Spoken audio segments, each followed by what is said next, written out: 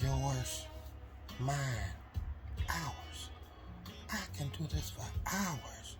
Yeah, sit and watch you for hours. But anyways, now this story is about this woman, and she has some weird going on with her.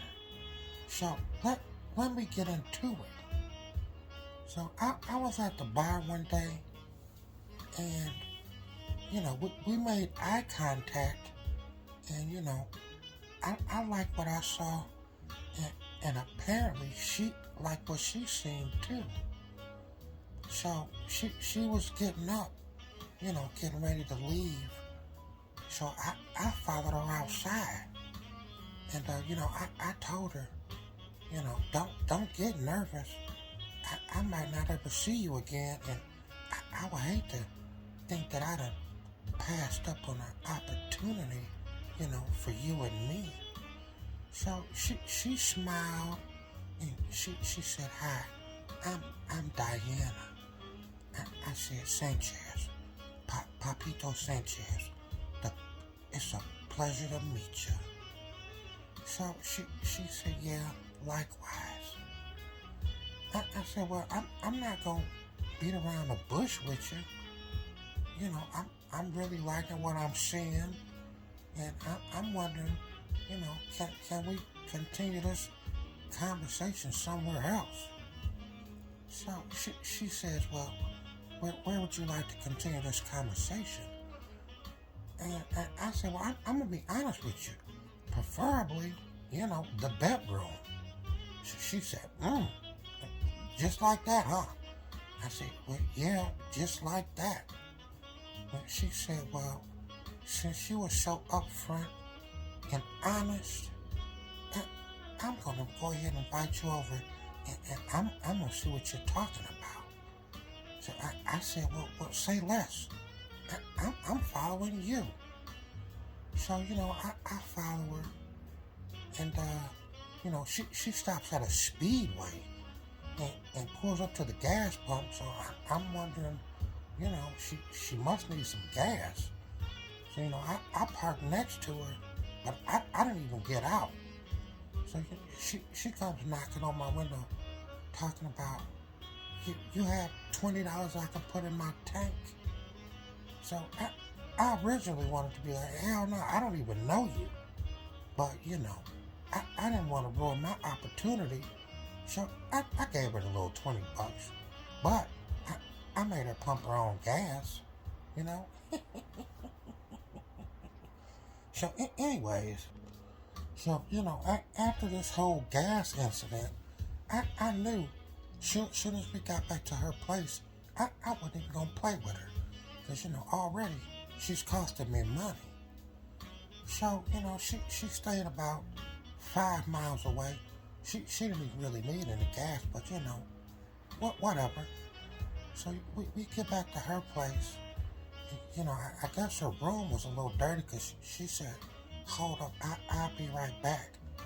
And she went in her room and closed the door, and I heard her just, throwing stuff in the closet, kicking stuff under the bed.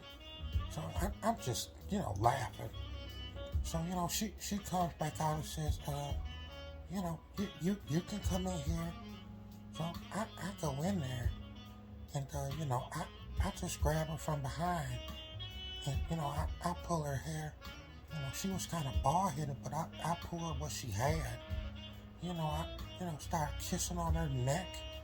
And, I could tell, it got her midsection a little moist, because she made a little sound like, oh. So I knew after that I had her. So I turned her around, and I kissed her, and she basically transformed into a whole different woman. She pushed me down on the bed, and she wanted to be a champ, I guess, because she went straight for the belt. So she unbuckled me.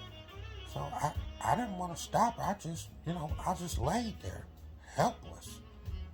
And next thing you know, she put it in her mouth, and she told me she was a throat goat, and as she said, she was. So I had to stop her, before I blew the back of her damn neck off. I didn't want it to end like that. So, I told her, I'm going to have to get a little sample of you too. My turn. So I'm getting ready to, get in that sniper position and dive in. And she puts her hand on my head and says, wait. I said, what's the problem? You on your cycle? She said, no, that's not it. I said, well, what is it? She said, well, this is kind of weird, but I don't really like my, clit to be licked. I like it to be snorted. I said, excuse me?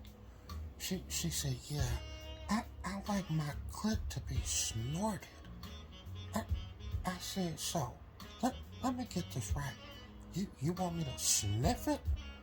She said, no, I want you to, like you doing a line of coke. I want you to close one nostril and put the other nostril directly on it and snort.